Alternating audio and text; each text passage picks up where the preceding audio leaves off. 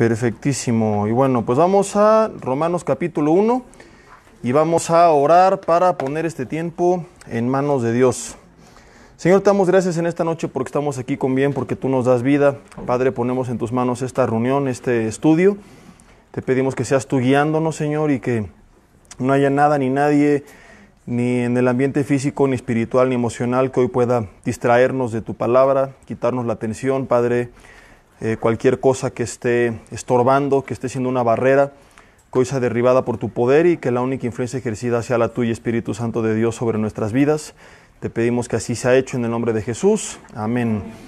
Y bueno, pues la semana antepasada, porque la pasada es cuando andaba medio afónico y tuvimos una pausa en nuestro estudio de Romanos, terminamos de ver del versículo 1 al 6 y se acuerdan que el título del mensaje fue llamados para Jesucristo, llamados para la gloria de Jesús, y vimos cómo a pesar de que es solamente pues el saludo, ¿verdad? Es la introducción y aparentemente no tiene nada relevante, importante que decirnos, podemos ver en las palabras con las que Pablo inicia esta epístola, pues que Cristo es el centro de todo, ¿verdad? Como en cada versículo está de una u otra forma Jesús como el centro de todo.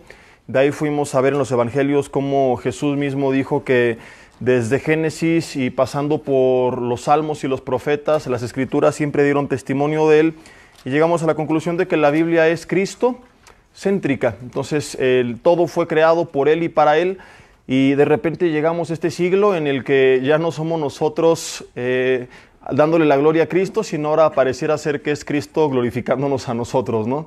Ahora la teología, lo digo entre comillas, la enseñanza de muchas iglesias actualmente, y no lo digo con afán de criticar o sentirnos superiores ni nada por el estilo, ya cada quien tendrá que analizar, y si alguno estaba sinceramente equivocado, pues ojalá corrija su postura, pero ahora ya no es que puedo hacer yo para el reino de Dios, sino ahora es que puedo hacer el reino de Dios para mi vida, ¿no? Es Dios como el genio de la lámpara mágica que frotamos y nos concede nuestros deseos, y se nos olvida que no es así, que fuimos creados pues por Él y fuimos creados para Él. Y terminamos de ver hasta el versículo 6, quedó pendiente el versículo 7, ya pues el tiempo no nos dio, entonces vamos solamente a ver este último versículo como un paréntesis para pasar de lleno al tema de hoy, que es el versículo 8, pero antes de eso, Romanos, que lo tengo perdido en mi Biblia, creo que se lo robó el diablo, porque aquí está, Romanos capítulo 1, versículo... vamos a leer desde el versículo 1 otra vez. Dice: Pablo, siervo de Jesucristo, llamado a ser apóstol, apartado para el evangelio de Dios, que él había prometido antes por sus profetas en las Santas Escrituras acerca de su Hijo, nuestro Salvador, nuestro Señor Jesucristo, que era del linaje de David según la carne, que fue declarado Hijo de Dios con poder según el Espíritu de santidad, por la resurrección de entre los muertos, y por quien recibimos la gracia y el apostolado para la obediencia a la fe en todas las naciones por amor de su nombre, entre lo cual están también ustedes llamados a ser, ¿de quién? De Jesucristo. Le pertenecemos a Él, y no se trata de qué es lo que se me da la gana hacer en la vida, sino cuál es el plan que Dios tiene para mi vida, que dicho sea de paso, esto no te pone en un mal papel, sino al contrario, porque ten por seguro que su plan es mejor que el tuyo. Sus caminos, Isaías 55, y sus pensamientos son mucho mejores que los nuestros. Cuando un cristiano entiende esto, puede entonces comprender por qué Jesús decía pues que era ligera su carga y que era fácil su yugo, ¿no? Entonces a veces nos conflictuamos un poco, oye, pero también dijo que es difícil seguirle, y que el que quiera venir en pos de él tome su cruz y le siga. Sí, seguirle en la carne es muy complicado, seguirle en el espíritu, cuando te conectas con Dios y comprendes la belleza de sus planes, que no son color de rosa, que son complicados, pero que tienen un propósito eterno y que tiene un plan perfecto, entonces se vuelve muy fácil, incluso pues eres capaz de soportar cualquier tipo de presión y cualquier tipo de problema, ¿verdad? Y no te andas quejando por todo. Apenas platicaba con un hermano de una situación y él decía, es que esto no es justo. Y le dije, tienes que aprender a ver las cosas desde la perspectiva de la soberanía de Dios. Le dije, tienes que... ¿Sirves o no sirves a un Dios todopoderoso que es soberano, que está al control de todo? Y hubo cosas en la Biblia que que Él llegó a permitir, como cuando Daniel fue echado al foso de los leones, cuando José fue vendido por sus hermanos, la iglesia fue perseguida, y todo eso contribuyó para bien de ellos, como dice Pablo en Romanos 8:28, los que le aman todo les ayuda para bien. Y tienes que aprender a descansar, que esta situación que estás pasando, si estás en las manos de Dios, va a obrar para bien, va a obrar para bien, y Dios algo va a hablar a tu vida y va a ser de bendición. Y cuando nosotros caminamos en Cristo y lo vemos desde esa manera, no hay nada que nos pueda destruir, porque creemos que a través de todo Dios se va a glorificar y va a hacer algo. Por eso Pablo en el capítulo 8 de Romanos, que es fascinante, es donde empieza a decir una serie de declaraciones, ¿no? Los que le aman, todas las cosas les ayudan para bien, y si nos da Jesucristo, ¿cómo no nos dará todas las demás cosas? Oye, pero no me lo ha dado. Pues por eso, porque viene algo mejor, porque tiene otro plan que es mayor que el tuyo. Y es cuando dice, ¿verdad? Si Dios es con nosotros, ¿quién contra nosotros? Toda una serie de verdades que cuando las meditas por separado son increíbles, pero cuando las conectas te vuelan la cabeza, porque es cuando entiendes que nosotros en el Señor somos indestructibles, que el enemigo no puede destruir el plan de Dios en tu vida, y que si estás pasando por alguna adversidad, pero estás en las manos del Señor, Él a través de eso también se va a glorificar. O imaginas a Dios en el cielo afligido diciendo, híjole, ahora sí, ¿cómo lo voy a sacar de este? Está muy difícil, no me la esperaba. No, Señor.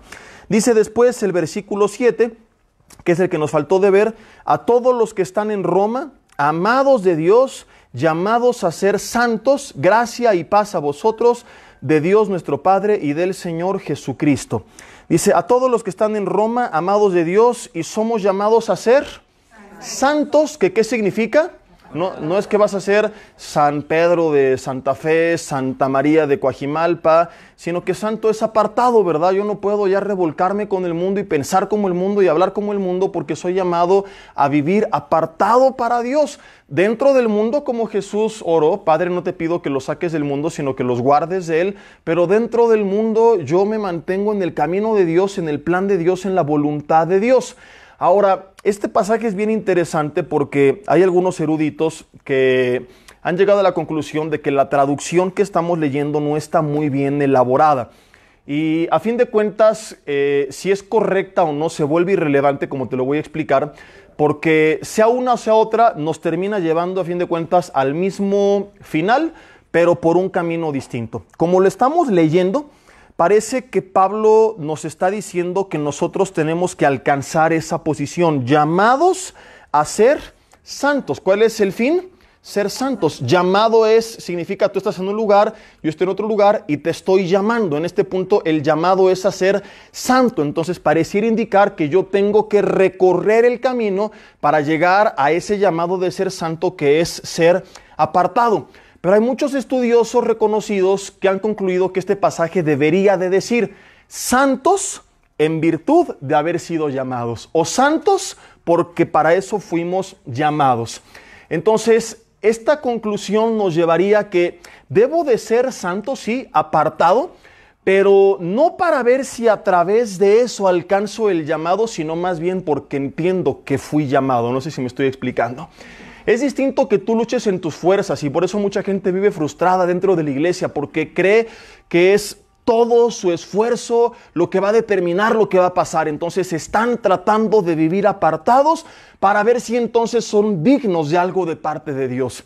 Y según la traducción, según lo que muchos autores dicen debería traducirse de esta manera, la conclusión sería que es al revés. Dios ya me llamó y por eso yo tengo que comportarme de esta forma. Te lo explico con un ejemplo para no andarte hablando en arameo. Te prometí que iba a tratar de explicarte unas cosas más complejas de forma práctica y lo voy a hacer. Yo siempre cumplo mi palabra. Este 2020 voten por Jesse para presidente. Yo sí voy a vender el avión presidencial. No es cierto, yo lo usaría y los invitaría a ustedes. Yo tengo una hija de 6 años. Te voy a hacer una pregunta. Entra a la casa, se sienta a la mesa, come de la mesa y pasa tiempo conmigo para ver si es digna de ser llamada mi hija, o hace todo eso porque sabe que es mi hija. Ella no está luchando para ver si se gana mi paternidad. Ella parte de que ya la tiene y eso le da una serie de privilegios, de derechos, pero también de responsabilidades dentro de casa. No es de que ella dice, me voy a tratar de portar bien, digamos que esto sería el equivalente a ser santo, apartado. hacer las cosas correctas para ver si logro ser hija de mi papá. Es absurdo, ¿no? Para ver si él me llama. No, es al contrario. Yo ya soy su hija, yo ya sé cómo tengo que comportarme, sé cuáles son mis privilegios, pero también cuáles son mis responsabilidades, porque a esta casa pertenezco. Y tener un sentido de pertenencia es lo que la llama a actuar de acuerdo al lugar donde ella pertenece. Y lo mismo es en Cristo. Tú no tienes que andar frustrado por la vida, por híjole, es que no lo logré y a ver si alcanzo, y si no, pues ya ni modo, me lo perdí. Es al revés. Dios ya te llamó, ya eres como ya lo vimos de Jesucristo, ya le perteneces, ya fuiste comprado por su sangre. Y entonces, de acuerdo a esta traducción que dice, santos, en virtud de haber sido llamados, te lleva a concluir, yo tengo que comportarme de esta forma, no para ver si alcanzo algo, sino porque esta es mi identidad. Porque aquí es donde pertenezco. Dicho de otra forma, no me puedo revolcar en el lodo. No es de que me voy a dejar de revolcar para ver si dejo de ser puerco y me convierto en oveja. No, es que yo ya soy oveja y las ovejas no se revuelcan. ¿Me estoy explicando? Es totalmente distinto. Y entonces lo intentas en Cristo partiendo de la identidad que tienes en Él. Y como te decía, en los dos puntos llegas a la misma conclusión. Pero en el primer supuesto, regresando al ejemplo de mi hija, que ella estuviera viendo si a través de su conducta logra algo, el mérito sería de ella. En el segundo no tiene ninguno. Si estamos viendo en este pasaje que todo el contexto está reflejando a Jesucristo, ¿de quién crees que es el mérito de llegar a ser apartados y comportarnos como tal? ¿Nuestro o de Él? Tiene que ser de Él, forzosamente. Por lo cual yo estoy de acuerdo con lo que estos eruditos mencionan. Digo, además que son eruditos y no me voy a poner a pelear con ellos, ¿verdad? Pero creo que todo el contexto perfectamente pone los reflectores sobre Jesucristo. El mérito es de Él. Él nos dio esa posición y ahora solamente tenemos que comportarnos de acuerdo a la identidad, a la posición, a la paternidad que Él ya nos dio. Tengo que ser santo porque Él me llamó, porque ahora le pertenezco. Una vez aclarado y concluido esto, pasamos a nuestro tema de hoy, que es versículo 8, el poder de la fe. Según yo íbamos a ver hoy desde el 8 hasta el 15, pero nada más me alcanzó el 8. Entonces creo que no podré cumplir con mi palabra de terminar antes del milenio. Mientras lo leen, vamos a patrocinar Santa María, el agua que toman los pastores. Dice, primeramente, doy gracias a mi Dios mediante Jesucristo con respecto a todos vosotros, de que vuestra fe se divulga por todo el mundo. Hago un paréntesis. ¿Qué es lo primero que Pablo hace? Da gracias a Dios por la iglesia, ¿verdad? A pesar de que no era perfecta y había una serie de problemas, y justamente va a empezar a explicar, porque ya vimos en la introducción que había conflictos entre los judíos y los gentiles, unos se creían superiores a los otros, pero a pesar de eso, ahorita Pablo no entra en esos detalles. Él dice, gracias doy a Dios mediante Jesucristo con respecto a todos vosotros. Tenemos que dar gracias a Dios, siempre lo sabemos, ¿verdad? Pero aquí nos está Pablo enseñando que tenemos que dar gracias a Dios por la iglesia. Y no estoy hablando del Hotel Camino Real Santa Fe, estoy hablando de todos nosotros que somos la iglesia, así de imperfectos y con nuestros detalles, y algunos caminando como ovejas, otros como ovejas, pero con espíritu de medio cabras todavía, ¿verdad? Y hay de todo en el cuerpo de Cristo, pero somos el cuerpo de Cristo y tenemos, como Pablo, que aprender a dar gracias por Él. No podemos pasarnos la vida quejándonos de los hermanos con amargura en nuestro corazón. Tenemos que aprender a agradecer por la familia que tenemos en la fe. Pero lo que quiero meditar hoy es por qué Pablo daba gracias acerca de ellos. Y aunque no era una iglesia perfecta, hay algo aquí que sí destaca. No hay en toda la Biblia una iglesia perfecta. Todas las iglesias a las que Pablo les escribe, fundadas o no por él, tenían algunos conflictos. Pero aquí él comienza destacando una virtud. Dice, doy gracias respecto de vosotros, de que vuestra fe se divulga ¿por dónde? Por todo el mundo. Vamos a hablar hoy acerca del poder de la fe y cómo es que gracias a su fe, por todo el mundo comenzó a ser conocido el Evangelio. El poder de la fe es lo que vamos a ver el día de hoy. Vuelvo a leer, doy gracias a mi Dios mediante Jesucristo con respecto a todos ustedes. ¿De qué doy gracias? De que vuestra fe, Pablo no está exagerando, está hablando de todo el mundo, se refiere esta palabra mundo a todo el mundo entonces conocido. No es que a los mayas les predicaron en ese entonces, a los aztecas y todas estas civilizaciones de la antigüedad, de lo que estaba pasando en la iglesia de Roma. Se refiere la palabra mundo a todo el mundo o a todo el entorno entonces conocido. Y Roma era el imperio mundial que gobernaba en ese entonces, bueno, el imperio romano, que tenía su sede o su capital precisamente. ¿Cuál crees que era la capital del imperio romano? Pues Roma. Entonces era, por así llamarlo, el centro del mundo. Ahí convenían personas de todas naciones, de todas creencias, de todas religiones. Había muchas creencias, había una gran variedad. Por eso la iglesia estaba mezclada de judíos, pero también había gentiles, porque mucha gente en Roma pues venía de otras naciones, de otras creencias, y a todos les empezó a llegar el evangelio y empezaron a venir a los pies de Cristo, y tal cual como Jesús les mandó, prediquen en Jerusalén, Judea, Samaria y hasta lo último de la tierra. Según la historia secular o algunos historiadores extrabíblicos, pues podemos nosotros comprobar que de Roma la palabra comenzó a llegar a otros lugares, que de Roma, donde venía gente de todas naciones, comenzaron a abarcar a otras partes del mundo. Entonces, la iglesia de Roma era una gran iglesia, y cuando digo gran iglesia, no era solamente por el número de congregantes, que debían ser bastantes por el lugar donde estaba ubicada,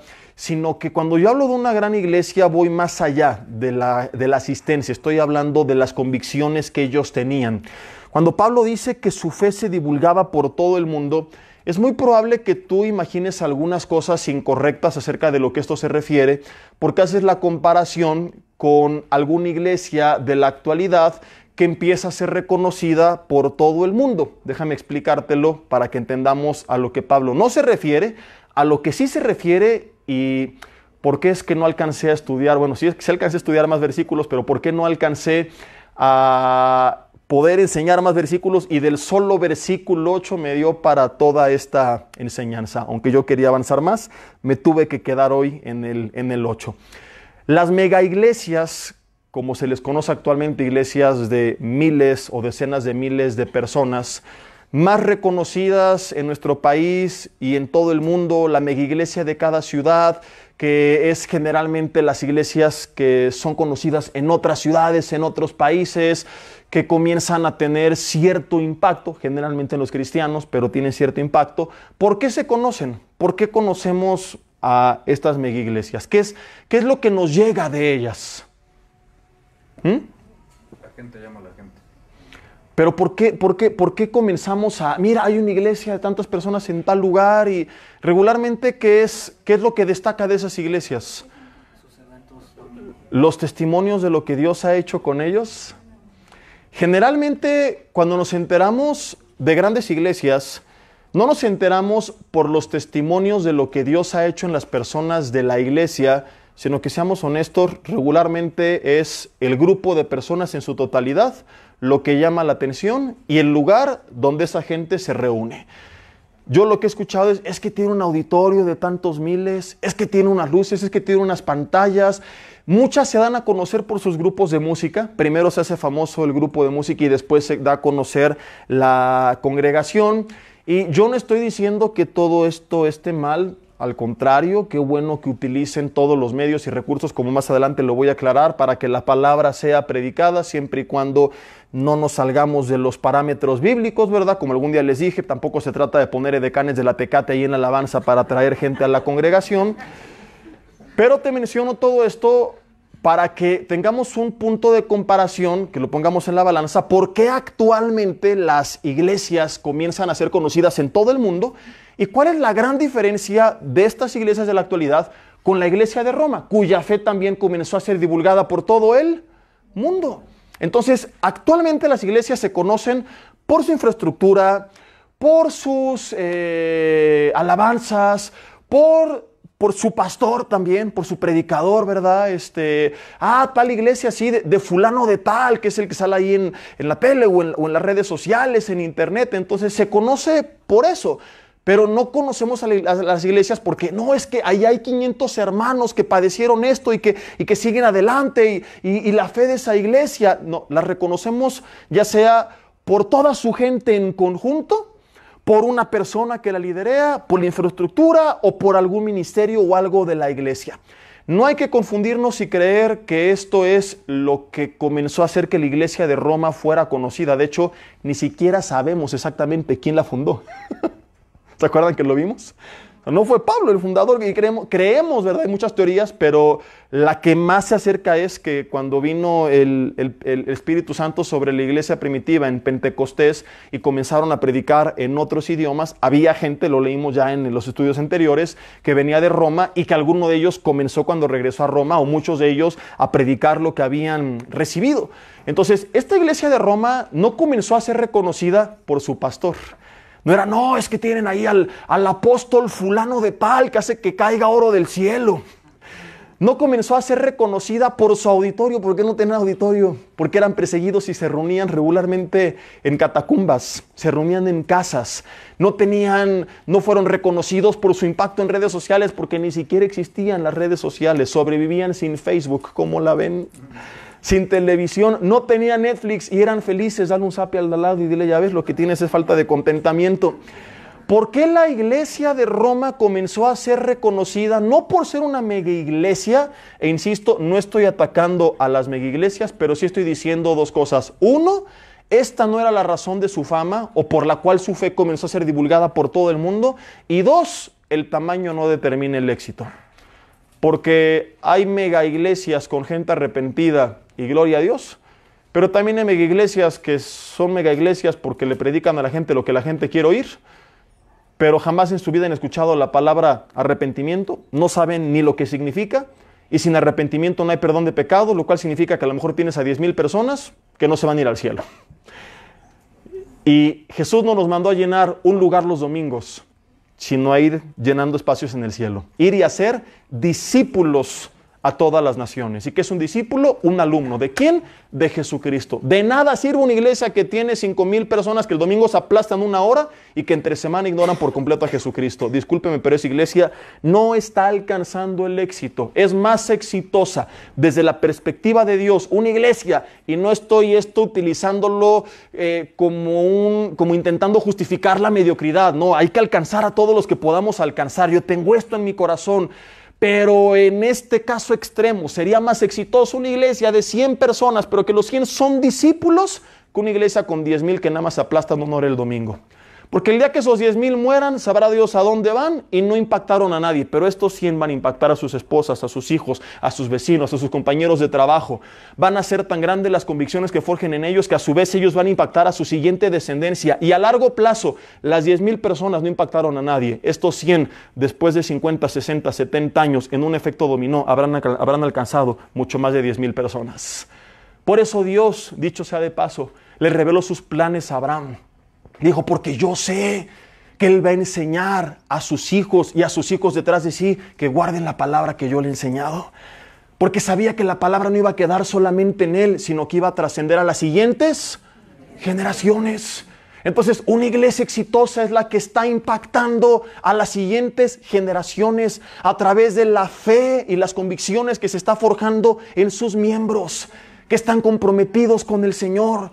Si el éxito, mis hermanos, se midiera en números, Jesús fracasó porque discipuló a 12 nada más. Pero ve lo que hicieron esos 12 con el mundo entero. El libro de los Hechos, lo vimos, ¿verdad? Se refería a ellos, la gente, como aquellos que trastornaban el mundo entero. Y ese es nuestro llamado. Mejor que tengas pocos, pero que impactaste sus vidas y que a través de impactar sus vidas, impactaste sus familias, impactaste otras personas que les rodeaban, a que entretuviste a muchos miles nada más los domingos. Entonces, regresando al punto, la razón por la que la iglesia de Roma era conocida en todo el mundo a tal grado que Pablo se enteró de ella y quería visitarlos, como lo vamos a ver en los siguientes versículos, la Biblia dice, era a causa de su fe. Vuelvo a leer el final del versículo 8. Dice, doy gracias. ¿De qué daba gracias Pablo? ¿Cuál era su motivo de agradecimiento por el cual dice, voy a escribir una carta, los quiero visitar, pero antes de visitarlos les quiero hacer saber que ya lo he intentado varias veces, pero he sido estorbado, que será lo que veremos en las siguientes semanas. Pero tienen que saber por qué Pablo estaba tan impactado, porque su fe, y decía, Dios, gracias de que levantaste una iglesia cuya fe, ¿qué pasaba? Se divulga por el mundo entero o por todo el mundo. Ahora, ¿qué crees que se refiere cuando dice que su fe, que tenían un gran programa? No había tecnología en ese entonces. Está hablando de la fe de cada persona que pertenecía a la congregación. Está hablándole a toda la iglesia. Esta carta no va dirigida a un pastor. Esta carta va dirigida a una iglesia. Por eso es importante la introducción que vimos en el primer mensaje. Que a veces dicen, introducción, ¿y eso qué? Yo vengo a la segunda sesión ya que empiece lo bueno, ¿verdad? Algunos dicen, versículo 1, las salutaciones. No, ya que empiece el versículo 18, la culpabilidad del hombre. Y ahí traigo hasta a mi suegra para que vea que también es culpable y que se arrepienta. No, por eso desde la introducción es importante, que no es una carta pastoral como la que le manda a Tito, a Timoteo, de forma personal y particular. Es una carta dirigida a toda una congregación. Entonces, la fe que se divulgaba a todo el mundo era la fe de toda la congregación. Es la palabra fe, la palabra griega pistis, que significa, no es pistear, no te emociones, ¿verdad? Ya muchos, vamos a entrarle, brother, ¿no? Es la palabra confianza o convicción, una confianza en Dios, una convicción plena en los planes, en la promesa, en la voluntad, en la palabra de Dios. Hebreos 11:1 lo resume como la certeza de lo que se espera. Eso es la fe, la convicción de lo que no se ve. Ahora, ¿qué es lo que estamos esperando? ¿Qué es lo que se espera? Las promesas de Dios, las profecías de Dios. ¿Qué es lo que no se ve? Lo que ya pasó tiempo atrás y lo que está pasando actualmente en el mundo espiritual. Entonces, digamos que fe es estar completamente convencido que en el pasado, presente y futuro, en lo que vemos, en lo que vamos a ver, en lo que no pudimos ver y en lo que no estamos viendo, Dios está al control. Dios va a llevar a cabo cada palabra que Él ha hablado. Por eso te dije hace rato, cuando tú crees que Dios es soberano y descansas en Él, ¿qué te puede mover? ¿Qué te puede destruir? Nada. Que me corrió injustamente del trabajo, que pasó esto, que pasó lo otro. Dios lo permitió. Si yo me preocupo si fue una consecuencia de mi responsabilidad, de decisiones equívocas que yo tomé.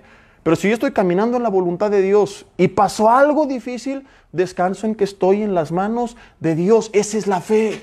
Es confiar en Dios, es decir, Señor, tú estás al control, no lo veo, pero llamo a las cosas que no son como si fuesen. Descanso en ti, descanso en tu promesa, descanso en tu palabra. Creo lo que has hecho, creo lo que vas a hacer. Creo que aún en el mundo espiritual, donde no puedo ver, la fe es la convicción de lo que no se ve. Yo no veo lo que tú estás haciendo, pero creo que en el mundo espiritual tú estás obrando tu buena, agradable y perfecta voluntad. Esto es, familia, lo que comenzó a divulgarse por todo el mundo. La fe que tenían los romanos, la confianza que tenían en Dios. No comenzó a ser divulgado el sermón del pastor, ya que se murió, la iglesia se cayó y es tan común eso. Iglesias de miles de personas que dependían de una persona, la superestrella, pero la iglesia nunca se comprometió y cuando murió el pastor terminó el legado. No, aquí estamos hablando del impacto que el evangelio causó en una persona, sino en toda una iglesia. La iglesia del siglo XXI está estancada porque cree que todo depende del pastor. Cree que el mensaje del pastor, los proyectos del pastor, la oración del pastor, los programas del pastor, y se nos olvidó que el pastor es parte de la iglesia, pero no es la iglesia. Que la iglesia es el cuerpo de Cristo y que ni siquiera el pastor es la cabeza, sino el mismo Cristo. ¿Qué pasa si una parte del cuerpo deja de hacer lo que le corresponde? Afecta a todo el cuerpo. Si la iglesia se duerme, si los miembros de la iglesia comienzan a perder su fe y dejan de hacer lo que tienen que hacer, por más que el pastor predique y la alabanza cante y los hermanos de oración, a través de ellos Dios haga milagros, y la iglesia no despierta y le cree a Dios y hace lo que tiene que hacer, no va a impactar como puede impactar, como impactó la iglesia de los romanos. Ahora, aquí no se especifica de qué manera en particular comenzó su fe a divulgarse, qué casos son los que comenzaron a llegar al mundo entero, pero si meditamos esto dentro del marco histórico, tomando en cuenta que la iglesia era perseguida por Roma. De hecho, imagínate, la persecución comenzó en Jerusalén y gracias a eso tuvieron que huir, y gracias a la huida de algunos de ellos llegó este diácono Felipe a Samaria y predicó la palabra, y vino la diáspora de los judíos en el 70 y tuvieron que irse al mundo entero. Gracias a la persecución la palabra se expandió. Pero regresando al punto, estamos en medio de la persecución, y si hubo persecución en Jerusalén, imagínate la que había en la capital de Roma. contra los cristianos. Si le añades a la persecución, que esta es la capital, y que sabemos históricamente cuántos mártires morían en el Coliseo romano por su fe, creo yo que gran parte de lo que comenzó a ser divulgado por todo el mundo es que la fe de los romanos era tan grande en Dios y estaban tan seguros de la vida eterna que venía y de la posición que tenían en Cristo y de que, como lo vimos la semana antepasada, le pertenecían a Cristo, que el mundo se empezó a enterar que ni la muerte los hacía claudicar de sus convicciones. Que empezó a circular por todo el mundo que un grupo de locos en Roma podía ser devorado por leones, degollado por la espada, encarcelado, porque creían que un hombre había muerto y resucitado a los 3 días y que no era cualquier hombre, sino, como Pablo lo dijo en los versículos anteriores, declarado Hijo de Dios con poder según el Espíritu de la Santidad, versículo 4, por la resurrección de entre los muertos. Y en el mundo entero se empezó a correr esta versión de que esta gente en Roma estaba tan segura que era Dios hecho hombre, que había muerto y resucitado, que no les importaba morir, perder sus bienes, perder sus propiedades, que ellos creían tanto en Cristo, que tenían tal confianza, tal convicción, tal fe, que nada los podía detener. Y por supuesto que gente con esta actitud, que historias como estas van a ser divulgadas por el mundo entero. ¿Me estoy explicando? Fue la fe de los romanos, fueron sus historias, fue su confianza, fueron sus convicciones. Lo que pasantes de otras ciudades, recuerda, era Roma capital del mundo, centro de comercios, un lugar cosmopolitan, venía gente, algunos vivían ahí, otros iban de paso y se encontraban con estas historias, se encontraban con estas personas, hablaban con esta convicción, la iglesia no estaba encerrada, salía a predicar. No era lo que hacía un hombre, era lo que hacía toda la comunidad. Impactó tanto que empezó a correrse la voz de persona en persona, llegar a otras naciones, y todo el mundo entonces conocido comenzó a saber de la confianza en Dios que tenían este grupo de cristianos en Roma. Y hay confirmación histórica de esta verdad. Perseguidores del cristianismo, cuando se refieren a él, hablan despectivamente de ellos y de cómo, dice, Roma, donde todas las cosas vergonzosas del mundo se vuelven populares, a través de ahí empezó a recorrer el evangelio al mundo entero. Y algún día, cuando hablamos de la historicidad de Jesucristo, di algunos ejemplos.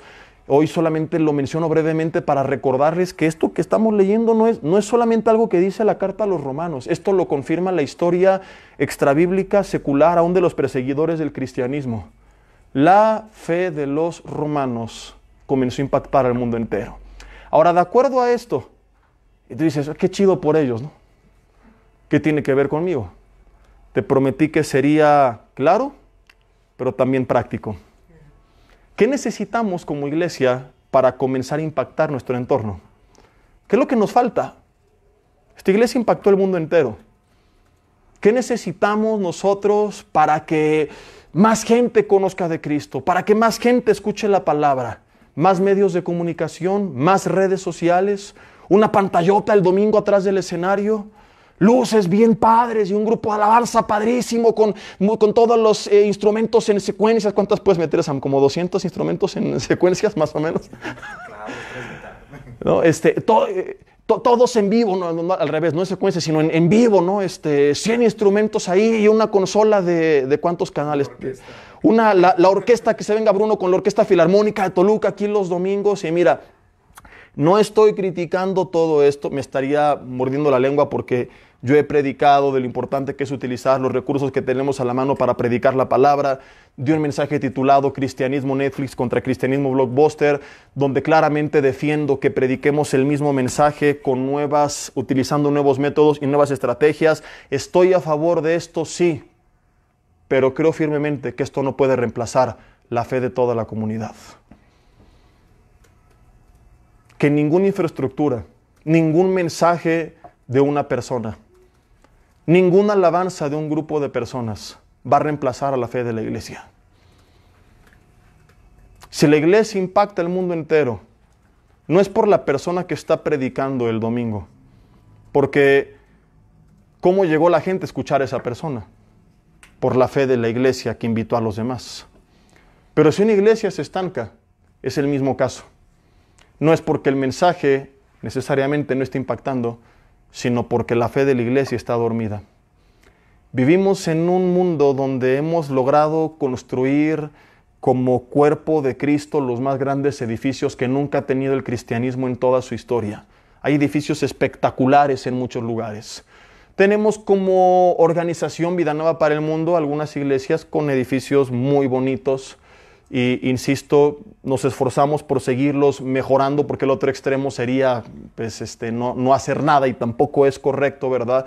Tenemos que administrar bien todo lo que Dios nos dé y utilizar todos los recursos que Dios nos dé, pero tenemos que entender por qué no estamos impactando como iglesia, y no hablo Vida Nueva para el Mundo, hablo del cristianismo en general. Esta es la triste realidad y no la vamos a cambiar porque está profetizado que va a aumentar la maldad en los últimos tiempos. Pero sí podemos nosotros, al igual que en los jueces, ¿verdad? Se levantaban pequeños remanentes fieles. Sí podemos como iglesia levantarnos como un pequeño remanente porque dentro de la profecía final, la mala noticia es que la maldad va a aumentar. La buena noticia es que Jesús dijo que el evangelio sea predicado a todas las naciones. Y para que la palabra llegue a todas las naciones, yo entiendo que un grupo de cristianos con fe y, ¿cómo se dice?, ardiendo por el Señor, se ha de levantar. ¿O cómo va a llegar la palabra a todo el mundo entonces? ¿Me explico? O sea, dentro de toda la apostasía y la maldad que estamos viendo dentro del cuerpo de Cristo, se va a levantar un remanente fiel. Dentro del contexto bíblico esto no descuadra, porque vemos en los 7 mensajes a las 7 iglesias de Apocalipsis que a una, ni bien ni mal, a 5 se les reprende y a Filadelfia se le felicita. Entonces, yo podría dar el mensaje desde el punto de vista pesimista y todo está muy mal, están apostatando, pero lo que quiero decirte es que yo quiero que nosotros seamos Filadelfia, que seamos la iglesia fiel y que si otros se apartan y no sé qué, que sea su problema, pero que seamos del grupo de iglesias, de personas que va a despertar y cuya fe va a hacer que esa otra parte de la profecía se cumpla.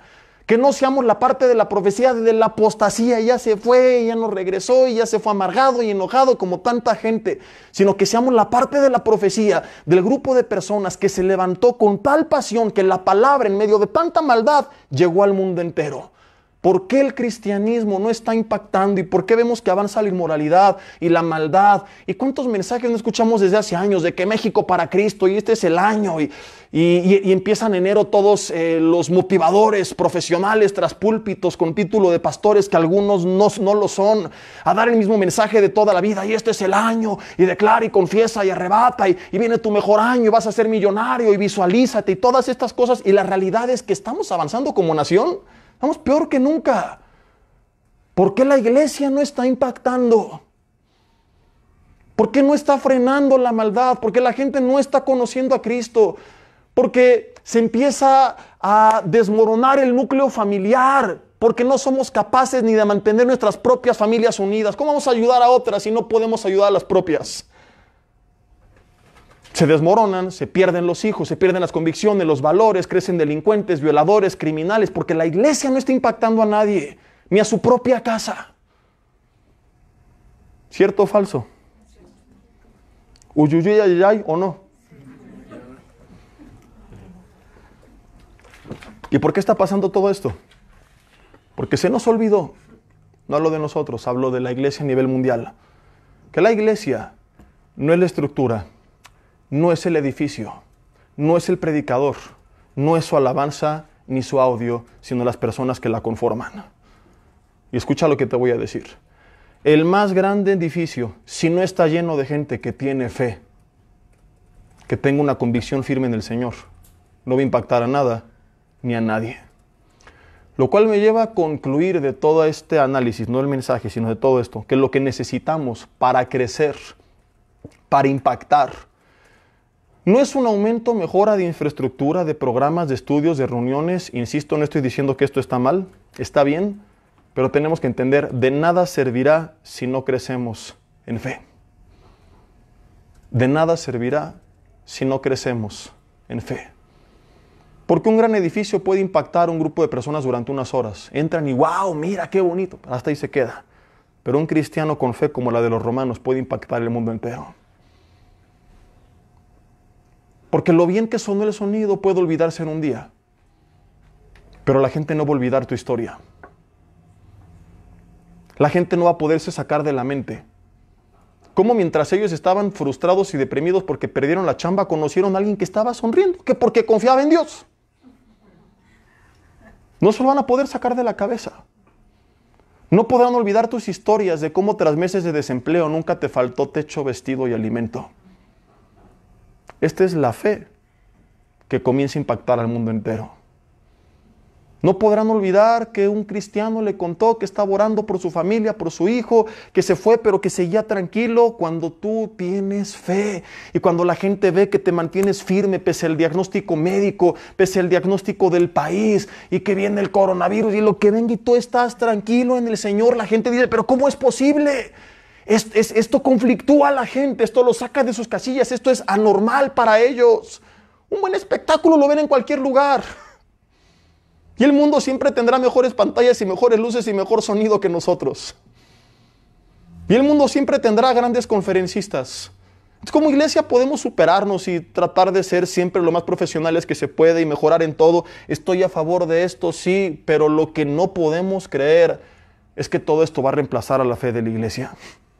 El mundo no va a ser impactado con grandes auditorios y el problema es que la iglesia olvidó que la iglesia somos nosotros. Pensó que era el lugar y nos enfocamos en fortalecer el lugar y no a las personas que lo llenan. ¿Me estoy explicando? Entonces de nada sirve el gran lugar con cimientos fuertes si la gente que se sienta a escuchar la palabra en ese lugar tiene cimientos débiles. Lo que el mundo necesita más que un gran lugar son grandes cristianos enfrentando lo que sea por su fe. La crisis de la iglesia del siglo XXI es su fe. Es que no confía en Dios.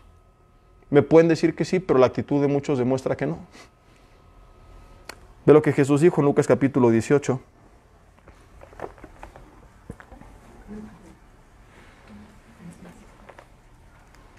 Y según yo quería hasta el versículo 15. Todavía me falta más de la mitad del mensaje. Lucas 18. Versículo 1, también le refirió Jesús una parábola sobre la necesidad de orar los domingos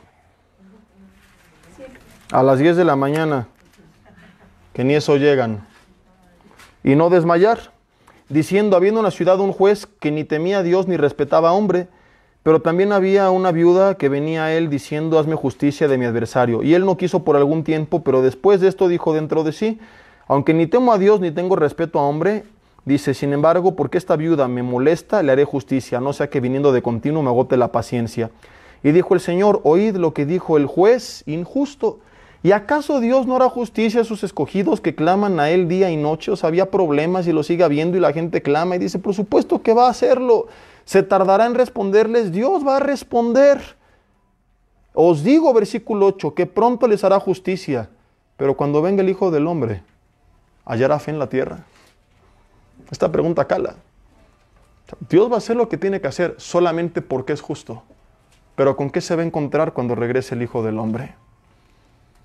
No hay nada ni nadie que pueda reemplazar el poder de la fe. Y la iglesia del siglo XXI ha olvidado que la iglesia más poderosa que existió no tenía nada de lo que tienen las grandes iglesias de este siglo, pero impactaron más que todos nosotros juntos.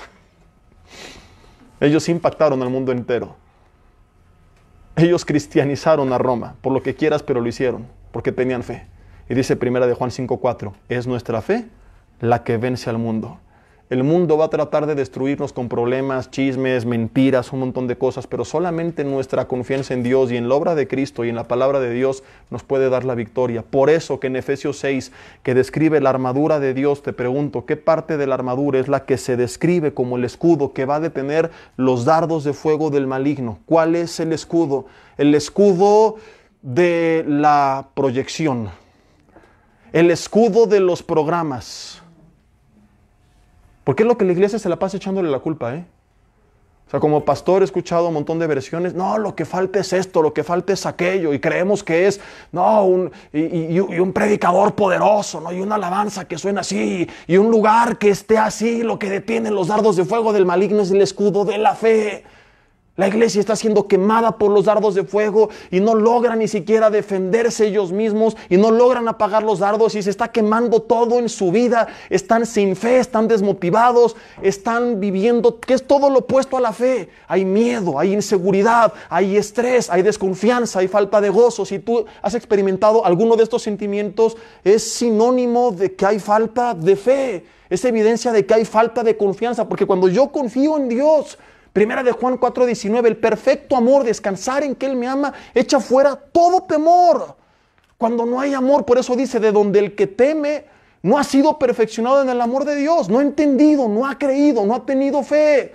Cuando yo salgo con miedo, ¿y qué va a pasar? Y me corrieron del trabajo, y si no firmo, y si no hago la tranza, y si me hacen esto y aquello y lo otro, ¿por qué hay esta crisis? ¿Por qué no se están quemando los dardos de fuego? ¿Por qué están acabando todos los problemas con las familias? Porque la iglesia no tiene el escudo de la fe.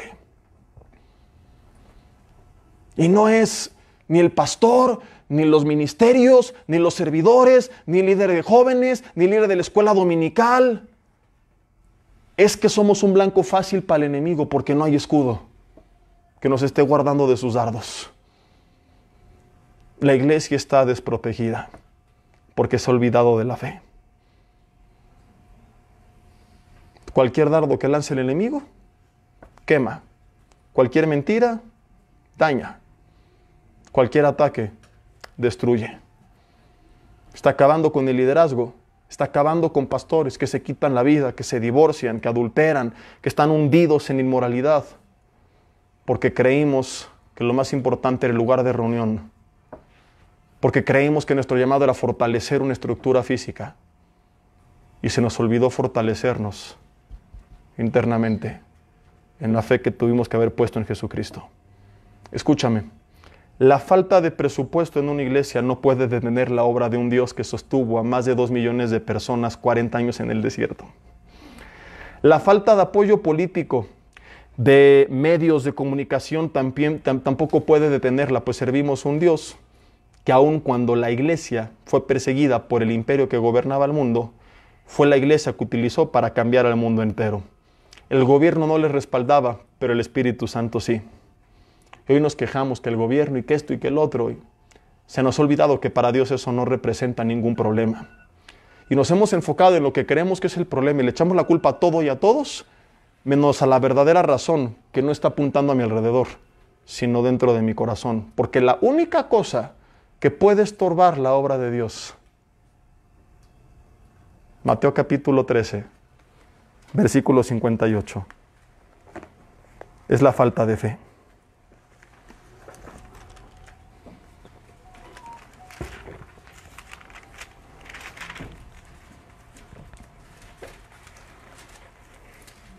Mateo 13, versículo 58. Dice, y no hizo allí, está hablando de Nazaret, su tierra natal, Jesús, muchos milagros a causa de que pues no había un buen auditorio para predicar. ¿Eso dice? No. A causa de que no había muchos recursos, entonces no repartieron propaganda y no llegó la gente al evento. A causa de que, pues no, los pastores de la ciudad no le echaban tantas ganas. El sonido no era muy bueno y atrás no escucharon bien. ¿Crees que todo esto detiene la obra de Dios? No. Dice, a causa de la incredulidad de ellos. El problema fue de una persona o de la comunidad. Yuhu. Una comunidad entera no le creyó. Y dice, no hizo allí muchos milagros. O sea, hizo algunos, por gracia, porque pocos le creyeron, pero pudo haber hecho más. Y qué trágico ser habitante de Nazaret y llegar a la vida eterna y que Dios pasara una película y dijera, todo esto pudo haber hecho Jesús cuando te visitó, pero no le creíste. Y me apanica a mí llegar a la eternidad y que Dios me pasara una película. Pudiste haber sido tú haciendo esto, aquí estás tú predicando la palabra, te quería utilizar, pero nunca creíste y siempre decías que yo no iba a poder, que me pongo nervioso, que voy a tartamudear. Nunca creíste que yo lo podía hacer. Siempre creíste que se trataba de ti, jamás entendiste que era yo.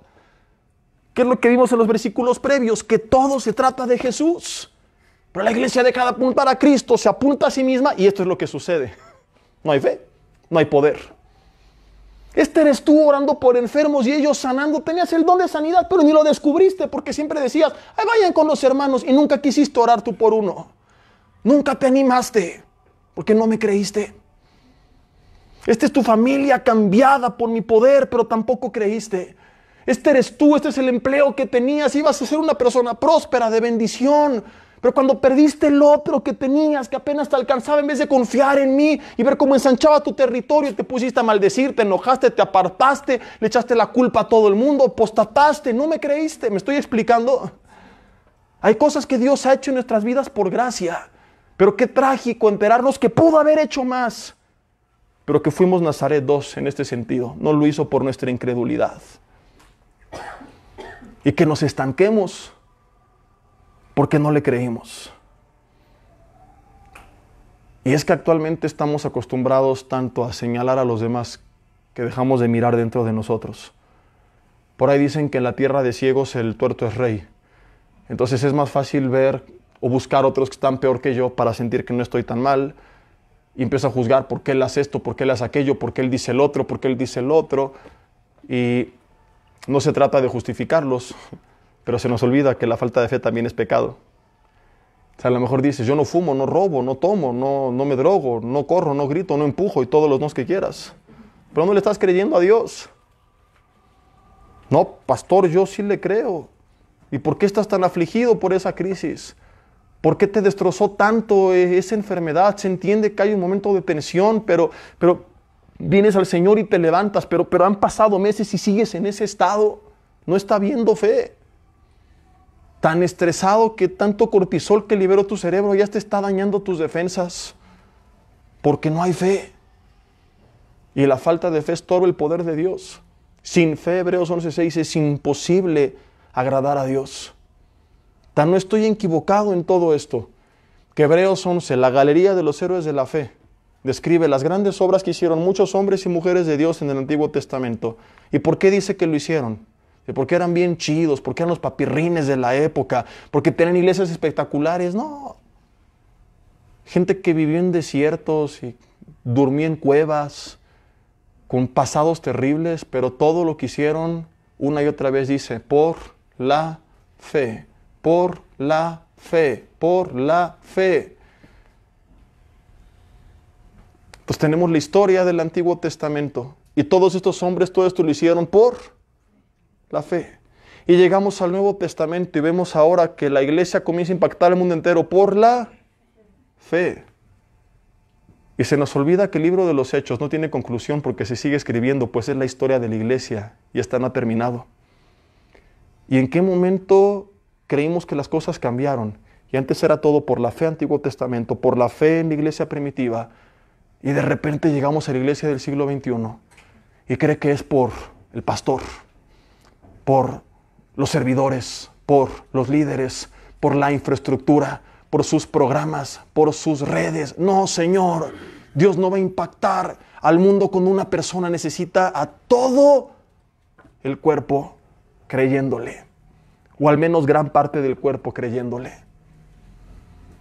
Cuando la iglesia, y hablo la iglesia a nivel general, a nivel mundial, en este caso en México, no estamos impactando al mundo,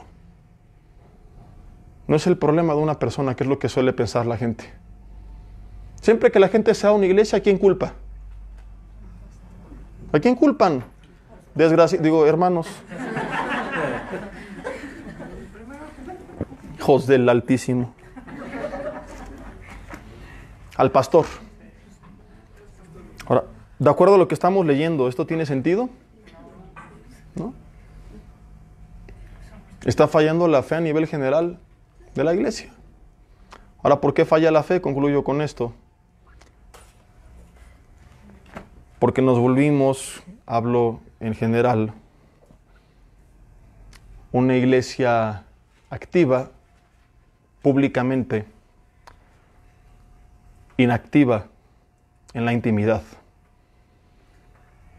Iglesias que hacen muchos conciertos y congresos y reuniones y programas y proyectos. Qué bueno, no estoy en contra, estoy a favor y busco en la medida de lo posible que estemos activos, que tengamos actividad. Pero la fe no va a venir de lo que pasa en público. La fe va a venir de lo que pasa en lo privado con Dios. Cuando Jesús le pregunta a los discípulos, ¿quién dicen los demás que soy? Que eres fulano de tal. ¿Y ustedes quién dice que soy? Pedro dice, tú eres el Cristo, el Hijo del Dios viviente.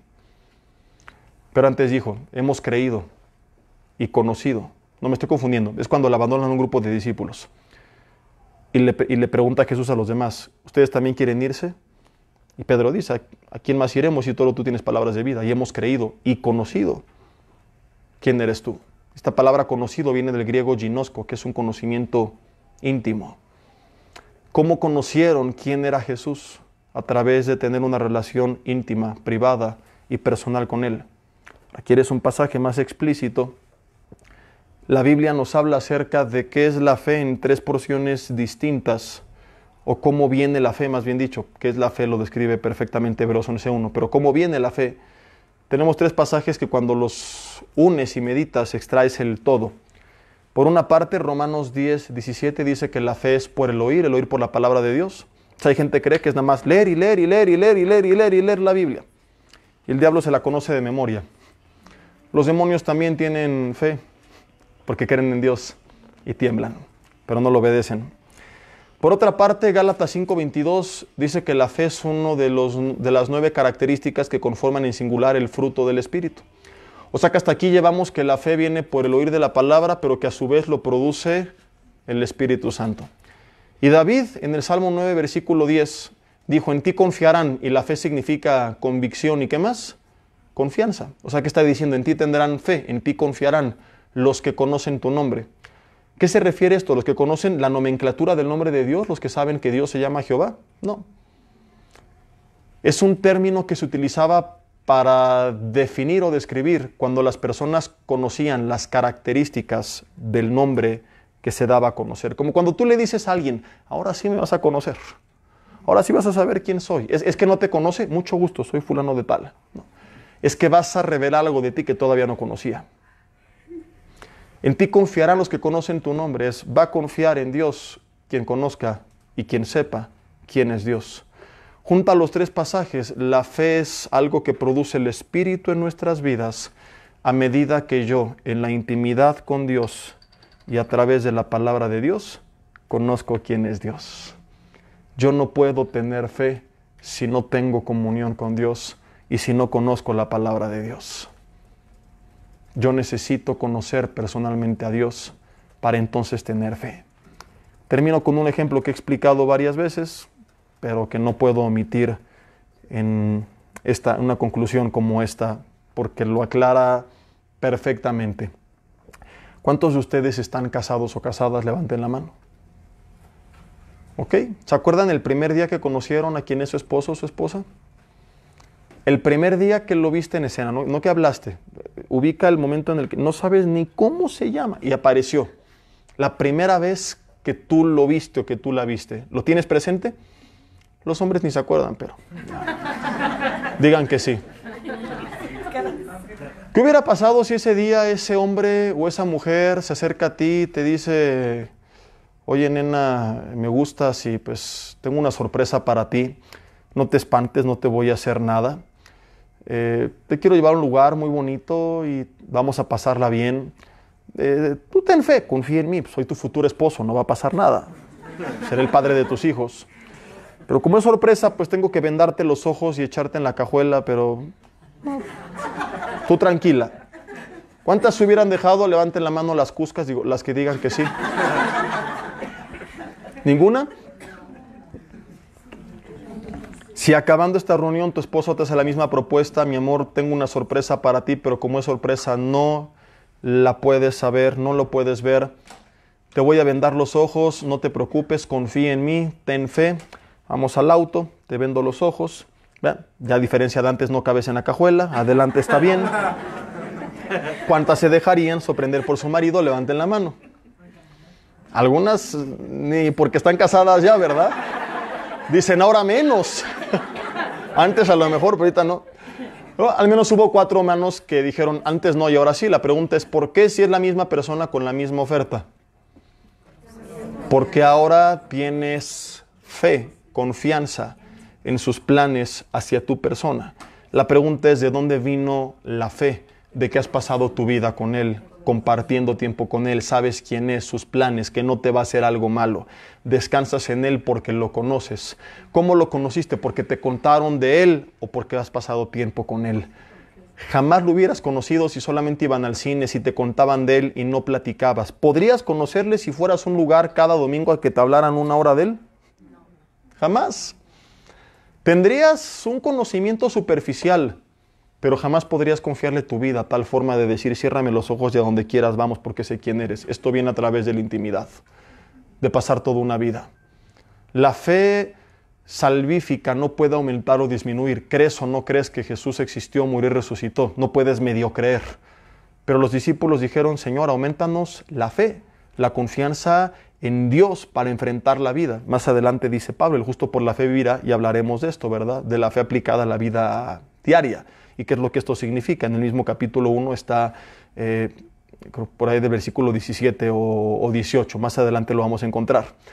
Entonces es a través de tu comunión con Él. ¿Cuál es el problema de la iglesia? Con esto termino, que no tiene fe. ¿Por qué no tiene fe? Porque conoce intelectualmente a Dios, porque va el domingo a que le hablen de Él, pero no lo ha conocido íntimamente, porque no pasa tiempo con Dios, no tiene una historia con Dios. Hasta que tengamos una historia con Dios y empezamos a verlo en nuestras vidas, a acercarnos a Él en los tiempos difíciles, a fortalecernos en Él, a pasar tiempo alabándole, a pasar tiempo en oración, a buscarle en la intimidad, es entonces que le vamos a conocer, que podremos confiar, que nuestra confianza se va a reflejar en nuestros momentos difíciles, la gente lo va a notar y al igual que los romanos, nuestra fe va a divulgarse por el mundo entero. A mí me gustaría que así conocieran a la gente de esta congregación. Que dijeran quizá la iglesia como tal, como estructura, le faltan muchas cosas. Como grupo en global faltan cosas y otras tienen otros programas más padres y otras tienen más reuniones. Pero la fe de esa gente es inigualable. Y por eso yo no puedo hacer nada. Lo que más impacta depende de cada uno de ustedes. De mí también, porque soy parte de la iglesia.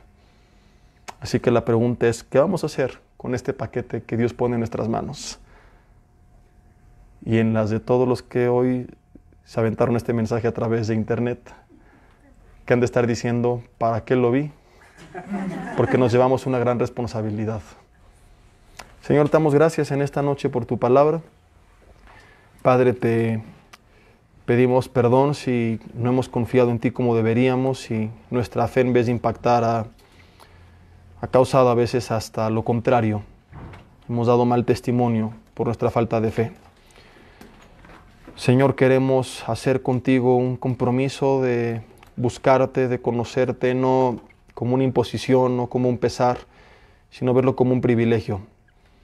Al igual que en el ejemplo de los casados, que pasaban tiempo y lo disfrutaban, entender que de lo mismo se trata contigo, que la iglesia es la novia de Cristo, y que ese tiempo con el novio no tiene que ser un pesar, sino un deleite. Que a través de esa comunión, de conocerte, de conocer tu palabra, podamos confiar más en ti. Y que nuestra fe se vea reflejada en las situaciones del día a día. Y que nuestra fe, Señor, pueda impactar a la gente que nos rodea. Te pedimos que así sea hecho, Señor. Que la gente pueda, como la iglesia de Roma, Señor, la gente pueda empezar a escuchar y a ver lo que tú haces en la vida de cada uno de nosotros, aún en los momentos más complicados, y que nuestro testimonio, Señor, comience a impactar a la gente que nos rodea, Señor. Te pedimos que así sea hecho y te damos gracias en el nombre de Cristo Jesús. Amén.